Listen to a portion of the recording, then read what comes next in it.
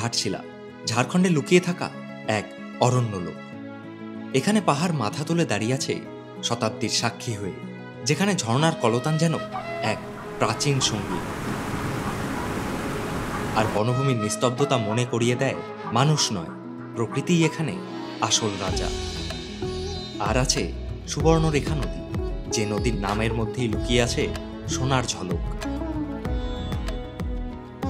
আজ আমি আপনাদের নিয়ে চলেছি এই প্রকৃতির স্বপ্নরাজ্যে। চলুন তবে শুরু করি। আমি স্বর্ণদ্বীপ বাউন্ডুলে ঘুরির নতুন ভ্রমণ পর্বে আপনাদের স্বাগত।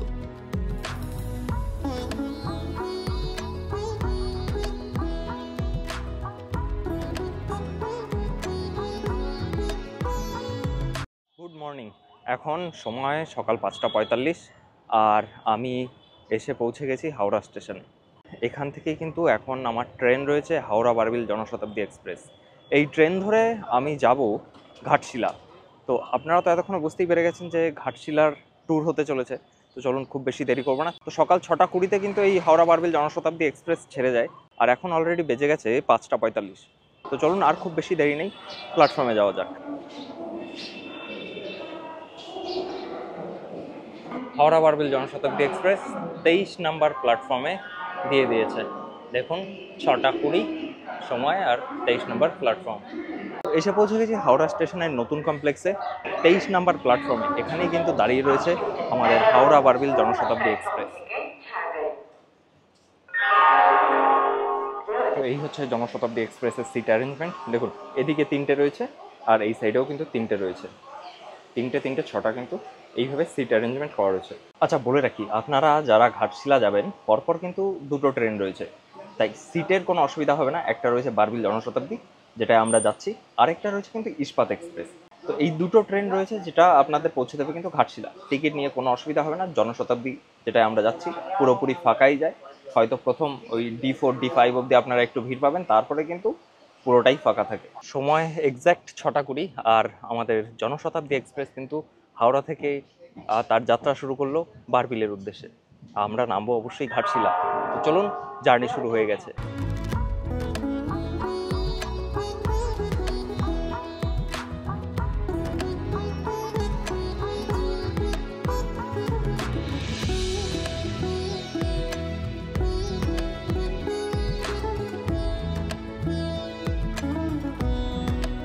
এবার আপনাদের এই হাওড়া বারবিল জনশতাব্দী এক্সপ্রেস সম্বন্ধে কয়েকটা ধারণা দিয়ে রাখি। এই ট্রেনে কিন্তু বর্তমানে 2 রকম কোচ রয়েছে, একটা এসি আর একটা সিসি, মানে নন এসি। এছাড়া আপনারা জেনারেল কোচ পেয়ে যাবেন 2টো। তো এসি কোচের ভাড়া হচ্ছে 435 টাকা ঘাটশিলা পর্যন্ত হাওড়া থেকে, আর নন এসি কোচের ভাড়া ওই 135 টাকা হাওড়া থেকে ঘাটশিলা পর্যন্ত। আমরা পার করলাম রামনগর, আর সামনে রয়েছে সাঁতরাগাছি জংশন। যদিও সাঁতরাগাছিতে কিন্তু এই ট্রেনের কোনো স্টপেজ নেই। প্রথম যে স্টপেজে এই ট্রেনটা দাঁড়াবে, অর্থাৎ জনশতাব্দী দাঁড়াবে, সেটা হচ্ছে খড়গপুর জংশন। এখন পার করছি সাঁতরাগাছি। যদিও আপনাদের আগেও বলেছিলাম যে সাঁতরাগাছিতে এই ট্রেনের কোনো স্টপেজ নেই, সোজা গিয়ে দাঁড়াবে খড়গপুর 7:53 সময়। সাঁতরাগাছির এই প্ল্যাটফর্মে এখনো কিন্তু কাজ চলছে, নতুন করে তৈরি হচ্ছে। দেখুন, পুরোটা সেট দেওয়া হচ্ছে, বেশ ভালো লাগছে। কিন্তু নতুন একটা ঝাঁচকচকের প্ল্যাটফর্ম তৈরি হচ্ছে। এই যে আপনাদের আমি কিছুক্ষণ আগে বলেছিলাম যে এই ট্রেনে, অর্থাৎ বারবিল জনশতাব্দী এক্সপ্রেসে সিট কিন্তু সবসময় অ্যাভেলেবেল থাকে, আপনারা সিট পেয়ে যাবেন। কেন বলেছিলাম একবার দেখিয়ে দিই। এই যে দেখুন, এই হচ্ছে সিটের অবস্থা। সিট তো রয়েছে কিন্তু মানুষ কিন্তু খুবই কম, একদম খালি। এরপর একে একে পার হলাম অনেক স্টেশন, তার মধ্যে একটি দেউলটি, যেখানে রয়েছে বিখ্যাত সাহিত্যিক শরৎচন্দ্র চট্টোপাধ্যায়ের বাড়ি। চাইলে এখানেও ঘুরে দেখা যায় অনেক দর্শনীয় স্থান।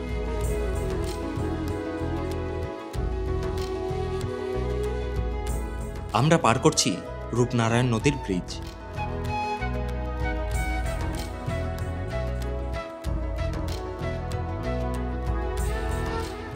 ট্রেনের জানালায় হেলান দিয়েই দেখতে পেলাম আকাশ যেন এক অপার নীলিমা মেলে দিয়েছে।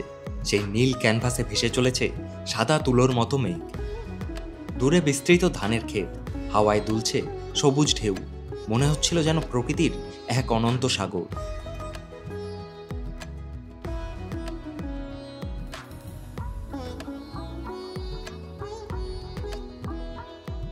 ট্রেন কিন্তু বর্তমানে কিছুটা লেটেই চলছে, বেশিও নয়। খড়গপুর পৌঁছানোর কথা ছিল ওই 7:53 নাগাদ, তবে দেখাচ্ছে যে পৌঁছতে পৌঁছতে 8:17 মতন হয়ে যাবে, অর্থাৎ ওই মিনিট 20 লেট রয়েছে কি তার বেশি একটু। বাংলা ভাষায় বলতে গেলে একেবারে কিন্তু ঝড় তুলে দিয়েছে, ঝড়ের গতিতে এগিয়ে চলেছে।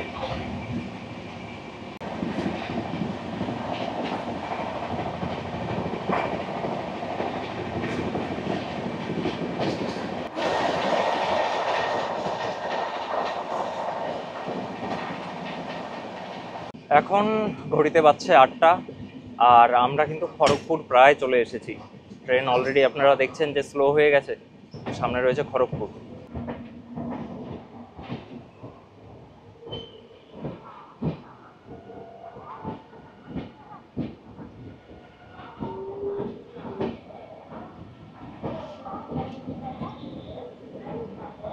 সময় 8:16 আর আমাদের ট্রেন এসে পৌঁছলো খড়গপুর।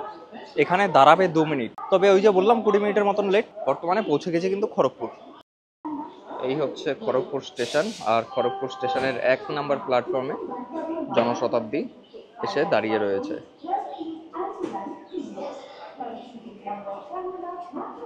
খড়গপুরে 2 মিনিটের স্টপ কমপ্লিট করে ছেড়ে দিল আমাদের ট্রেন। এর পরবর্তী যে গন্তব্য রয়েছে সেটা হচ্ছে ঝাড়গ্রাম।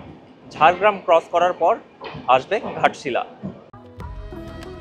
খড়গপুর জংশন পার করার পর দৃশ্যটা একেবারে পাল্টে গেল। পাশে ঘন অরণ্য, সারি সারি শাল, মহুয়া, পিয়াল। সূর্যের আলো সেই অরণ্যের মাঝে ফাঁক গলে এসে ছায়ার খেলা তৈরি করেছে। মাঝে মাঝে ভেসে আসছিল বুনো ফুলের গন্ধ, পাখির ডাক। এই অরণ্যপথ মনে করেই দিচ্ছিল সভ্যতার কোলাহল যতই বাড়ুক, প্রকৃতির বুকে এখনও রয়ে গেছে চিরন্তন নির্জনতা।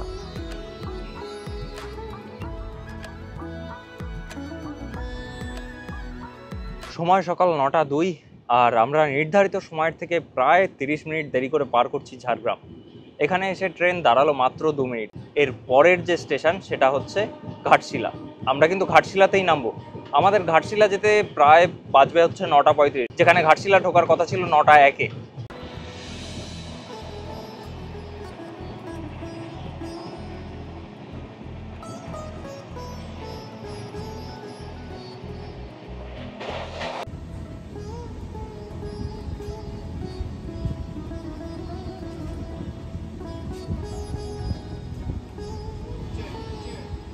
প্রায় 2.5 ঘন্টার যাত্রা শেষে এসে পৌঁছলাম ঘাটশিলা স্টেশনে। সময় 9:44, আর আমরা অন্তত আধ ঘন্টা লেট করে এসে পৌঁছেছি ঘাটশিলা। ঘাটশিলায় আমাদের ট্রেন নামিয়ে দিল 2 নম্বর প্ল্যাটফর্মে, আর আমাদের ওভারব্রিজ হয়ে যেতে হবে 1 নম্বর। এইটা হচ্ছে 2 নম্বর, আর এটা হচ্ছে 1 নম্বর। তো আপনাদের এই ওভারব্রিজ হয়েই 1 নম্বরে যেতে হবে। পৌঁছলাম 1 নম্বর প্ল্যাটফর্মে। এবার আমাদের 1 নম্বর প্ল্যাটফর্ম থেকে বাইরে বেরোতে হবে, ঠিক এই সাইডটায়। এখানে অটো বা টোটোর স্ট্যান্ড এখানেই রয়েছে। ঘাটশিলা স্টেশন এখন কিন্তু একটু চেঞ্জ হয়েছে, মানে আগে আমরা যেখান দিয়ে বেরিয়েছিলাম সেই জায়গাটা কিন্তু নেই, সেখানে বিল্ডিং তৈরি হচ্ছে। তাই একবারে শেষ মাথা দিয়ে, মানে 1 নম্বরের শেষ মাথা দিয়ে এরকম একটা রাস্তা করে এইদিকে অটো স্ট্যান্ড রয়েছে, আপনারা এখানে আসতে পারবেন। তো চলুন, সামনে অটো স্ট্যান্ড রয়েছে, তবে অটোয় ওঠার আগে ব্রেকফাস্ট করতে হবে। এই যে দেখুন, এই হচ্ছে অটো স্ট্যান্ড। এখানে আপনারা কথা বলে নিতে পারবেন, আপনারা সাইট সিনের জন্য কথা বলতে পারবেন, কিংবা আপনাদের যে হোটেল আছে সেই হোটেলেও আপনারা এখান থেকে মানে অটো বুক করে যেতে পারবেন। স্টেশনের বাইরে থেকে ব্রেকফাস্ট সেরে একটা অটো রিজার্ভ করলাম। স্টেশনের সামনে থেকে ব্রেকফাস্ট সেরে একটা অটো রিজার্ভ করে আমরা চললাম আমাদের হোটেলের উদ্দেশ্যে। এখানে বলে রাখি, এই যে অটো ভাড়া, অটো কিন্তু রিজার্ভ হয়, এখানে শেয়ারিং ভাড়া আপনারা পাবেন না। রিজার্ভ হচ্ছে ওই 200 টাকার মতন, তবে রেট কিন্তু ফিক্সড নয়। কখনো 150 হয়, কখনো 180 হয়, কখনো 200 হয়। ওটা ডিপেন্ড করে আপনাদের বার্গেনের উপর। তবে আমরা খুব একটা এখনো বার্গেন করতে পারলাম না, তো সে কারণে আমাদের অটো রিজার্ভ করলো 200 টাকা হোটেল পর্যন্ত। মিনিট 5-এর মধ্যে পৌঁছে গেলাম আমাদের রিসর্ট অ্যাটমসফিয়ারে।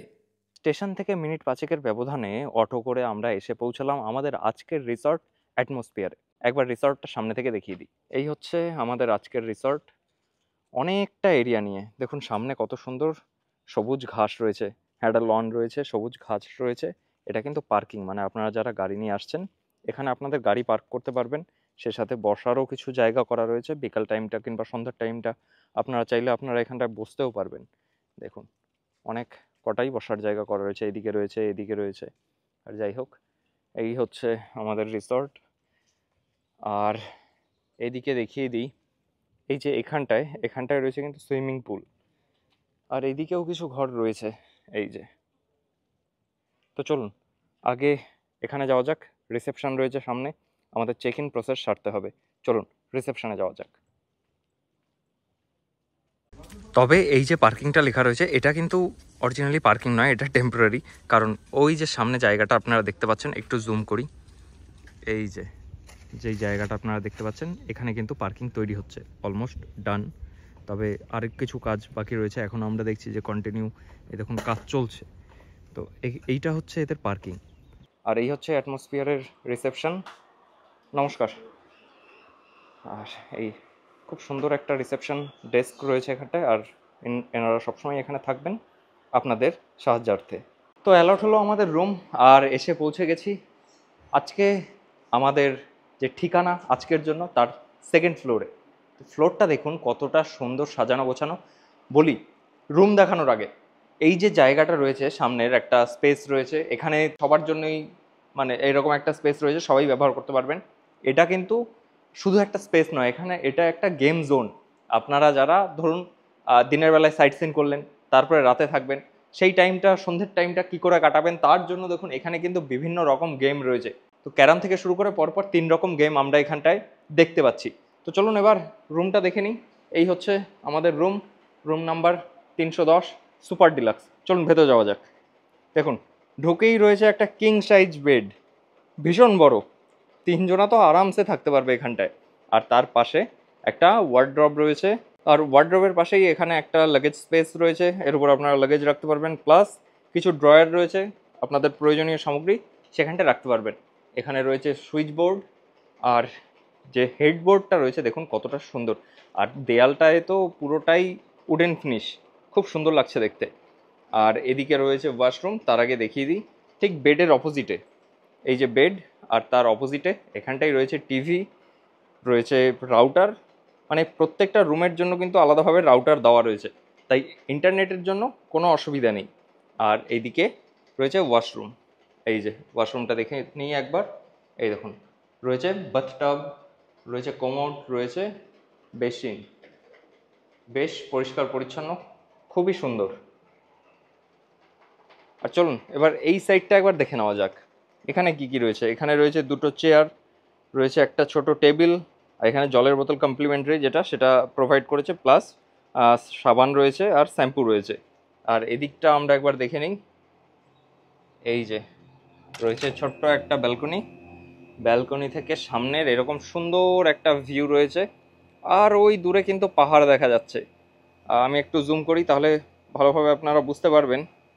এই যে দেখুন খুব সুন্দরভাবে পাহাড়টা দেখা যাচ্ছে। হোটেলে চেক ইন করার সাথে সাথেই চলে এসেছে কিন্তু ওয়েলকাম ড্রিঙ্কস। এই গরমে দুর্দান্ত ঠান্ডা একটা ওয়েলকাম ড্রিঙ্কস, আর এই যে ভিউ, সাংঘাতিক লাগছে এখান থেকে এই পরিবেশটা দেখতে। যত দূর চোখ যাচ্ছে পুরোটাই তো ফাঁকা, গাছপালা রয়েছে, মাঠ রয়েছে, জমি রয়েছে, প্লাস দূরে আমরা কিছু গাছপালা দেখতে পাচ্ছি, আর আরও দূরে কিন্তু পাহাড় দেখা যাচ্ছে, দারুণ। রুমটা বেশ সুন্দর লেগেছে, ভাবতেই পারিনি ঘাটশিলায় এমন রিসর্ট পাওয়া যাবে। ভবিষ্যতে যারা আসবেন তাদের জন্য কন্ট্যাক্ট নাম্বার ডেসক্রিপশানে দিয়ে রাখলাম।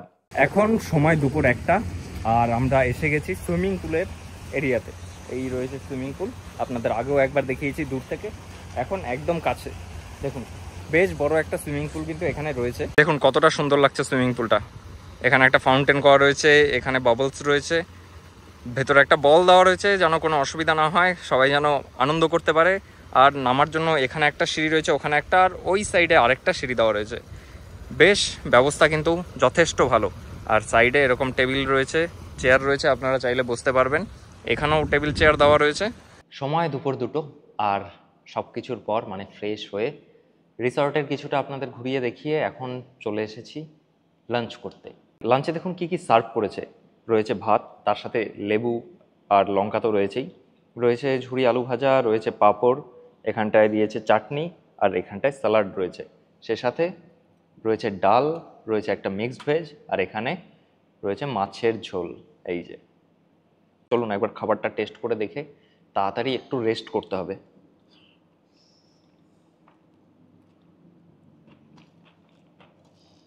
ডাল আর সাথে আলু ভাজা, অমৃত অমৃত, এক কথায় যাকে বলে অমৃত।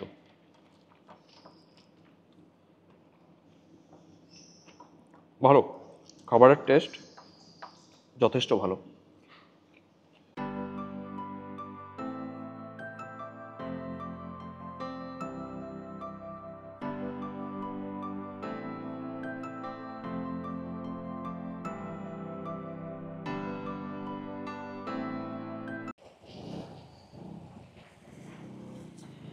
সময় 7:30, আর আমরা দাঁড়িয়ে রয়েছি সুইমিং পুলের পাশে। এতটা সুন্দর না জায়গাটা, যে আপনাদের এখানে সময় কাটাতে বেশ ভালোই লাগবে। তার জন্য কিছুক্ষণ আগে অবধি বলে রাখি, এখানে কিন্তু দেদার পার্টি চলছিল। পার্টি মানে রাতের বেলায় সুইমিং পুলে সবাই আনন্দ নিচ্ছিল, সে সাথে লাউড মিউজিক বাজছিল। আমরা তাই তখন খুব একটা দেখাতে পারিনি। সে কারণে যখন ওই ক্লোজিং টাইম 7টা, তারপর যখন ক্লোজ হলো, তারপর আমরা এখানে দাঁড়িয়ে কিন্তু এই যে পরিবেশটা, সেটা চায়ের সাথে উপভোগ করছি, সাথে আপনাদের জন্যও তুলে ধরছি। আর চাটা সত্যিই দারুণ হয়েছে। যাই হোক, বাঙালির চায়ের সাথে টায়ের দরকার হয়, তো চা খেতে খেতে দেখুন স্ন্যাক্স চলে এসেছে। স্ন্যাক্সে কি কি নিয়েছি আমরা? নিয়েছি চিকেন পকোড়া, রয়েছে পনির পকোড়া, আর রয়েছে অনিয়ন রিং। এই যে, সন্ধেটা পুরো জমে যাবে কিন্তু। আর সাথে তো এরকম একটা অ্যাটমসফিয়ার রয়েছে, সুইমিং পুলের পাশে বসে স্ন্যাক্স, দারুণ দারুণ এনজয় করছি। সময় এখন রাত 10:30, আর ডিনার আমরা অলরেডি নিয়েছি। ডিনার নিয়েছি রুমে, কারণ রাতের বেলায় আর ইচ্ছে করলো না যে ডাইনিং হলে গিয়ে বসে ডিনার করি। তো রুমে নিয়ে নিয়েছি। কী কী নিয়েছি আপনাদের একবার দেখিয়ে দিই। নিয়েছি গ্রিন স্যালাড, নিয়েছি তরকা, আর সাথে নিয়েছি চিকেন। চলুন একবার টেস্ট করা যাক। হ্যাঁ, রুটিও আছে। চলুন একবার প্রথমে তরকাটা টেস্ট করব।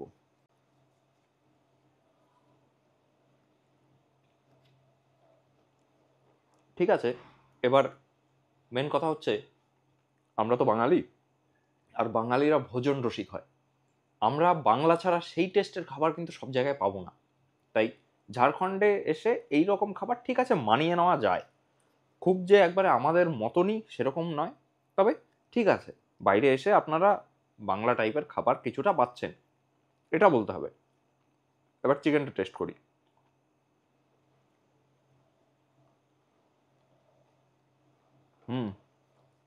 ডাল তরকার থেকে চিকেনটা কিন্তু অনেক ভালো হয়েছে।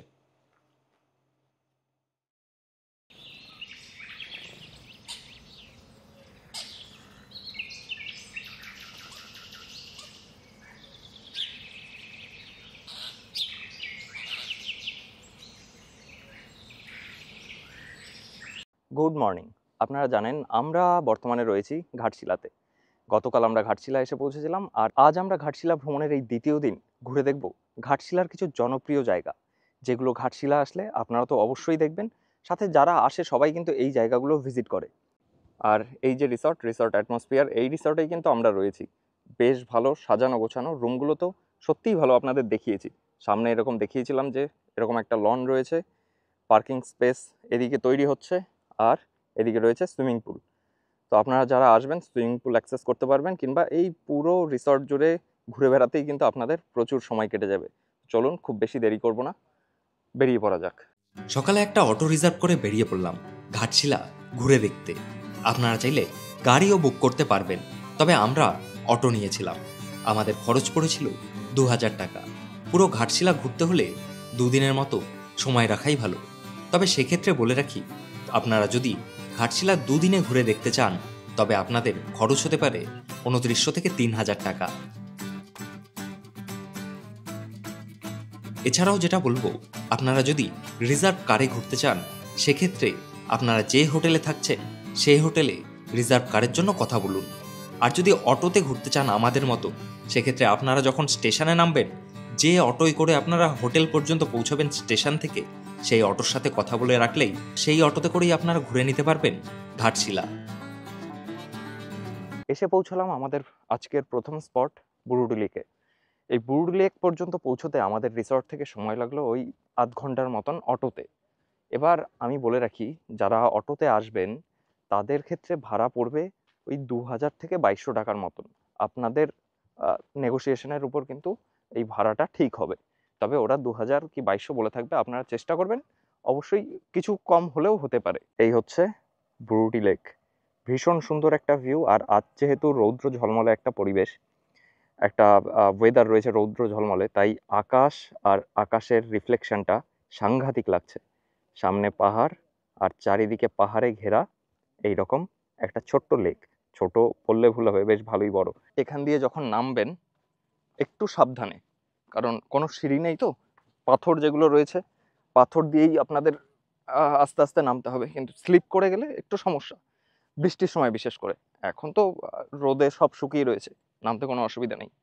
একদম চলে এসেছি আমরা জলের কাছে। ওফ, একদম পরিষ্কার জল, দেখুন পুরো নিচের পাথর মাছ সব কিছু দেখতে পাচ্ছি আমরা। কাছ থেকে লেকের ভিউটা কত ভালো লাগছে তাই না? পাথরগুলো, জল, মাছ সব কিন্তু একবারে দেখা যাচ্ছে। ছোট ছোট মাছের বাচ্চা দেখুন পাথরের মধ্যে খেলা করছে, জলের মধ্যে পাথর রয়েছে সেখানে খেলা করছে, দারুণ লাগছে। আর এই সাইডে রয়েছে পাহাড়, পাহাড়ের গায়ে গায়ে রয়েছে জঙ্গল। আর এই দিকটায় দেখাই, এই যে এই সাইডটায় বোটিং হয়, আমরা অবশ্যই সেই ইনফরমেশন আপনাদের কাছে দেব। আর খুব সুন্দর লাগছে, চলুন দেখা যাক।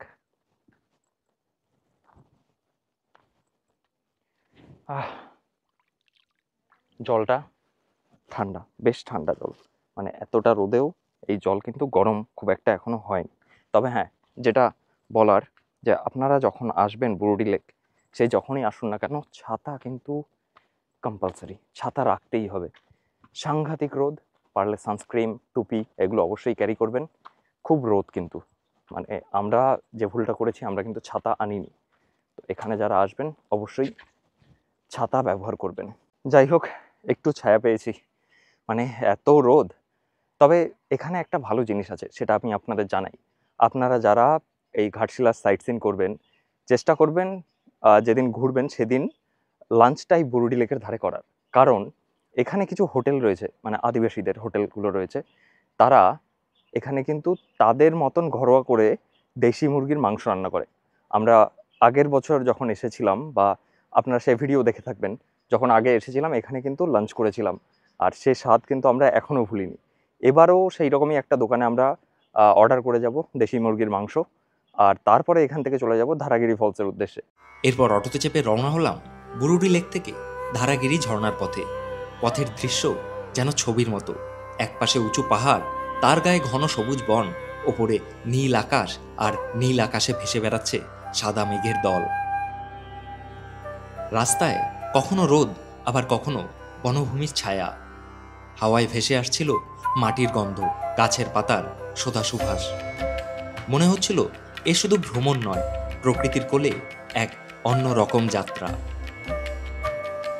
অবশেষে এসে পৌঁছলাম ধারাগিরি ফলস। এবার গাড়ি আমাদের যেখানে নামিয়ে দিল, মানে অটো থেকে আমরা যেখানে নামলাম, এখান থেকে কিন্তু বেশ খানিকটা রাস্তা পায়ে হেঁটে আপনাদের যেতে হবে। অবশ্যই ভালোই লাগবে এই জায়গাটা যেতে।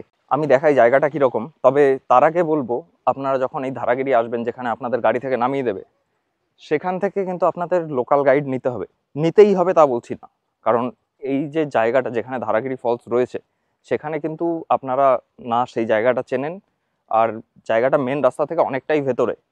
তাই যখন এখান থেকে যেতে হবে, কারোর সাহায্য তো আপনাদের নিতে হবে। সেরকমই একজন লোকাল গাইড আপনারা নিয়ে নেবেন। ওখানে ছোট ছোট বাচ্চারা অনেকে থাকে, কিংবা বয়স্ক মানুষরাও থাকে, তাদের নিয়ে নেবেন। ওই 50 টাকার মতন লাগবে দিয়ে, আর তারাই আপনাদের নিয়ে যাবে ধারাগিরি অবধি। এই হচ্ছে সামনে, আমরা এরকম একটা রাস্তা দিয়ে ধারাগিরি যাচ্ছি। আচ্ছা, এই জায়গাটা দেখে কিরকম লাগছে বলুন আপনাদের? আপনাদের কি কোনো কিছু মনে পড়ছে এরকম জায়গা থেকে? জায়গাটা অনেকটা সেই রোহিণীর মতন লাগছে না?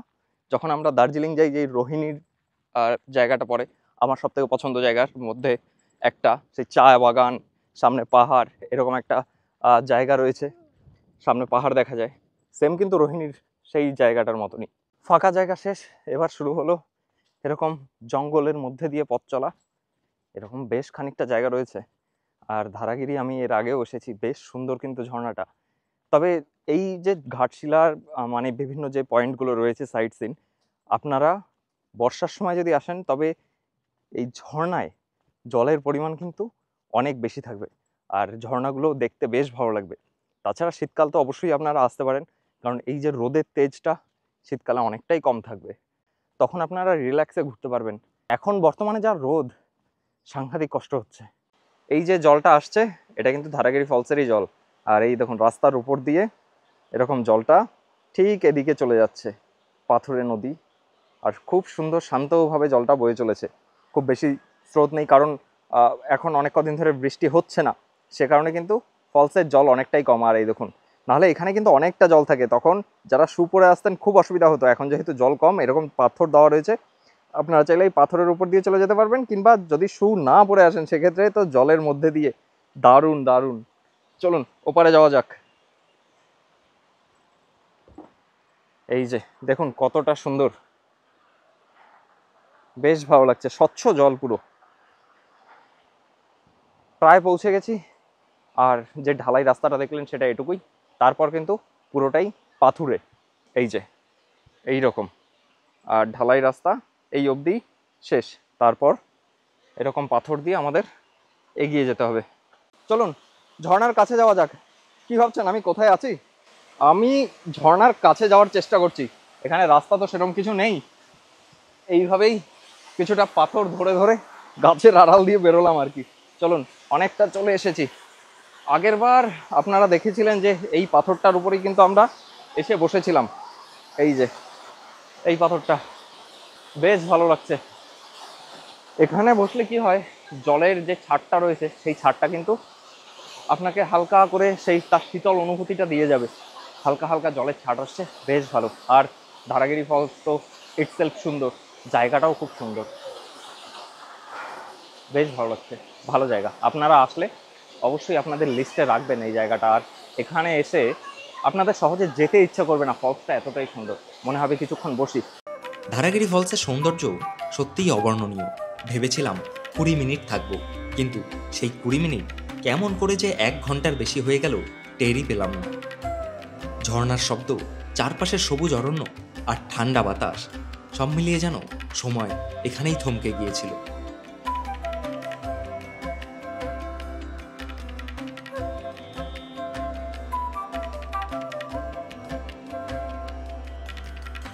এখন ঘড়ির কাঁটায় দুপুর 1:30টা ছুঁয়েছে। আগে বুরুডি লেকে ফিরে লাঞ্চ সেরে নিই, তারপর আবার বের হব বাকি জায়গাগুলো দেখতে।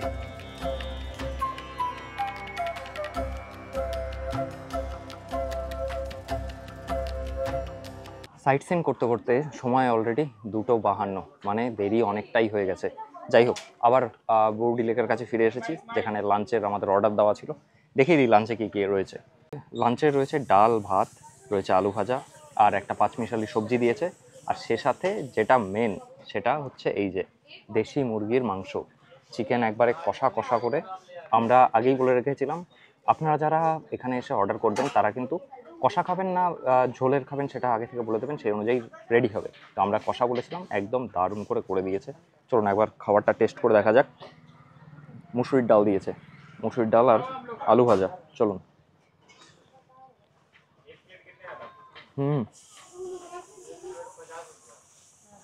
বেশ ভালো। যেটার জন্য মেন আসা সেটা একবার ট্রাই করে দেখা যাক।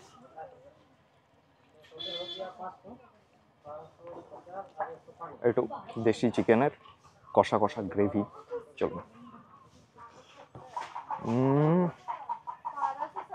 ওমাই, দারুণ সেদ্ধ হয়েছে, স্বাদটাও ভালো। আপনাদের যদি এই টেস্টটা নিতে হয় কোথায় আসতে হবে? বুরুডি লেক। ঘাটশিলায় আসবেন, বুরুডি লেকের এই সাইডে সাইট সিন করবেন, তখন দেখবেন বুরুডি লেকের একদম পাশেই এই দোকান, অর্ডার করে যাবেন। তারপরে যখন ধারাগিরি ঘুরে ফিরবেন এখানে, তখন লাঞ্চটা করে নিতে পারবেন। দারুণ খাবার। আর এই যে থালিটা নিয়েছি আমরা, যেখানে এরকম দুরকম সবজি রয়েছে, ডাল রয়েছে, আলু ভাজা রয়েছে, আর চিকেনের সাথে, এর দাম পড়ছে 250 টাকা। প্রকৃতির এই টান সহজে ভোলার নয়। লাঞ্চ সেরে বুরুডি লেক থেকে আমরা আবারও রওনা দিলাম গালুডি ব্যারেজের দিকে। সময় তখন প্রায় দুপুর 3টে। রাস্তাটা সত্যিই দারুণ। একদিকে সবুজ গাছ, মাঝে মাঝে পাহাড়ের দেখা, আর মাথার উপর নীল আকাশে ভেসে চলা সাদা মেঘ। পুরো পথটাই যেন ছবির মতন লাগছিল। হাওয়া ছিল একেবারে ঠান্ডা এবং সতেজ। পাশে ছোট ছোট গ্রাম, মাটির বাড়ি, ফসলের জমি, সব মিলিয়ে একেবারে শান্ত পরিবেশ।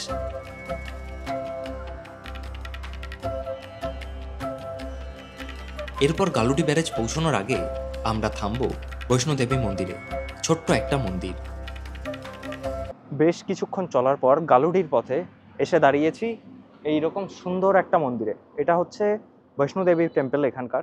তো মন্দিরটা বাইরে থেকে কিন্তু বেশ সুন্দর, তবে যেহেতু দরজা বন্ধ রয়েছে, মানে মন্দির এখন বন্ধ, তাই ভেতরে যেতে পারছি না। বাইরে থেকে কিন্তু যথেষ্ট ভালো। তো আপনারা যখন আসবেন একবার গালুডি যাওয়ার পথে এই মন্দিরে কিন্তু কিছুক্ষণ দাঁড়িয়ে যাবেন। তারপর পৌঁছলাম গালুডি ব্যারেজ। এই হচ্ছে গালুডি ব্যারেজ। বর্তমানে আমরা দাঁড়িয়ে রয়েছি গালুডি ব্যারেজের উপর। এই ব্যারেজ সম্বন্ধে বলে রাখি, এই যে নদীটা আপনারা দেখতে পাচ্ছেন যে বয়ে চলেছে, এই নদীটা হচ্ছে সুবর্ণরেখা নদী। সুবর্ণরেখা নদীর উপরই এই নির্মিত ব্যারেজের নাম হচ্ছে গালুডি ব্যারেজ। তো আপনারা যারা ঘাটশিলা আসছেন, আলাদাভাবে সুবর্ণরেখা নদী কিংবা গালুডি ব্যারেজ এইভাবে যদি সাইট সিনের কোনো কথা হয়, সেটা একটু বুঝে নেবেন, কারণ এই সুবর্ণরেখা নদীর ওপরের ব্যারেজটাই হচ্ছে গালুডি ব্যারেজ। এবার অন্য জায়গায় গিয়ে আপনারা সুবর্ণরেখা নদী দেখবেন, আবার গালুডি ব্যারেজের ওপরেও আসবেন, আলাদা আলাদা সাইট সিনে ভাগ করার কিন্তু কোনো দরকার নেই। সাইট সিন করার সময় এই ছোট জিনিসটা একটু মাথায় রাখবেন। এখান থেকে সুবর্ণরেখা নদীর দৃশ্য সত্যিই মন ছুঁয়ে যায়। নদীর জল প্রবল স্রোতে বয়ে চলেছে। একপাশে পাহাড় আর অরণ্য। রোদ্দুর নদীর জলে পড়ে যেন সোনালি রেখা এঁকেছে। তখনই মনে হলো নামটা কতটাই না মানানসই, সুবর্ণরেখা। হালকা বাতাসে শরীর মন ভরে উঠল। বিশ্বাস করুন, এই সৌন্দর্য ক্যামেরায় পুরো ধরা যায় না। এটা শুধু চোখে আর মনে ধরে রাখার মতো।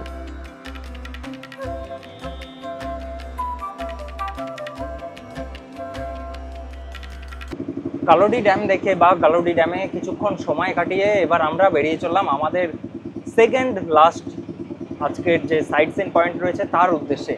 সেটা হচ্ছে রাতমোহনা। খুব সুন্দর একটি জায়গা, চলুন, অবশ্যই ভালো লাগবে। আমার দেখা এই ঘাটশিলায় বিভিন্ন জায়গার মধ্যে রাতমোহনা একটা, যেখানে আমার কিন্তু সব থেকে বেশি ভালো লাগে। চলুন, এবারই আছে সেই সাইট সিন পয়েন্ট। আমরা এবার এগোতে থাকলাম রাতমোহনার পথে। সময় তখন পড়ন্ত বিকেল। আলোটা একটু নরম হয়ে এসেছে। চারপাশের গ্রাম, সবুজ গাছপালা, দূরে পাহাড়, সবকিছুই যেন অন্যরকম লাগছিল। আমরা এসে পৌঁছলাম সুবর্ণরেখা নদীর ব্রিজের উপর। আর ঠিক তখনই সূর্য ডুবে যাচ্ছিল পশ্চিম আকাশে। আকাশের রং কমলা, লাল, সোনালি হয়ে নদীর জলে প্রতিফলিত হচ্ছিল। মনে হচ্ছিল প্রকৃতি যেন নিজেই এঁকেছে এক অসাধারণ ছবি।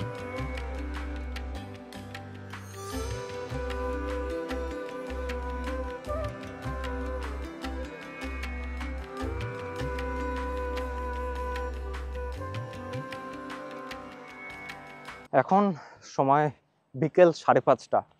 আমাদের সারাদিন ঘুরতে ঘুরতে কিন্তু এখন 5:30 বেজে গেছে। এক সাইডের সানসেট হচ্ছে, আর আমরা বর্তমানে এসে পৌঁছেছি রাতমোহনা।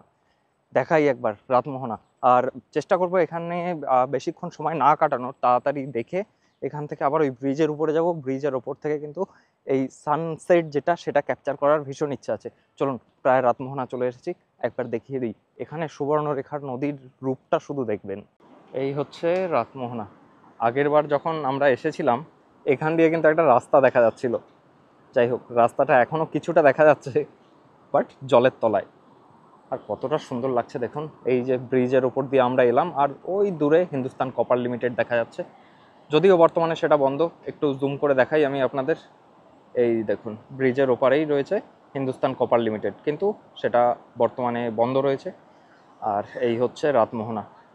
গতবার আমরা যখন এসেছিলাম আপনারা দেখবেন যে এখান দিয়ে একটা রাস্তা ছিল, আমরা কিছুটা রাস্তা ধরে গিয়েছিলাম, কিন্তু বর্তমানে জলের এতটাই মানে জল বেশি বা জলের স্রোত বেশি, দেখুন কোনো কিছুই দেখা যাচ্ছে না। পরন্ত বিকেলে সেই সুন্দর সূর্যাস্ত দেখতে দেখতে আমরা এসে পৌঁছলাম রাতমোহনা। আসলে রাতমোহনার নামটাই যেন রহস্যে ভরা, কিন্তু জায়গাটা আহা, সত্যিই অসাধারণ। শান্ত নিরিবিলি, যেন প্রকৃতির আঁচলে লুকোনো এক টুকরো স্বর্গ। আপনাদের আরেকটা জিনিস দেখাই, এই রাতমোহনার কাছেই রয়েছে কিন্তু সুন্দর দুটো ফলস। এই দুটোকে একবার দেখিয়ে দিই আপনাদের। আর এই দেখুন, এই হচ্ছে রাতমোহনার কিছুটা দৃশ্য, খুব সুন্দর লাগছে দেখতে। তিনটে ওয়াটারফলস আমরা দেখতে পাচ্ছি, এগুলোকে বলা হয় গোল্ডেন ফলস। এই যে রাতমোহনার এই যে ঝর্ণাগুলো আপনারা দেখতে পাচ্ছেন, এই ঝর্ণাগুলোর নাম হচ্ছে গোল্ডেন ফলস।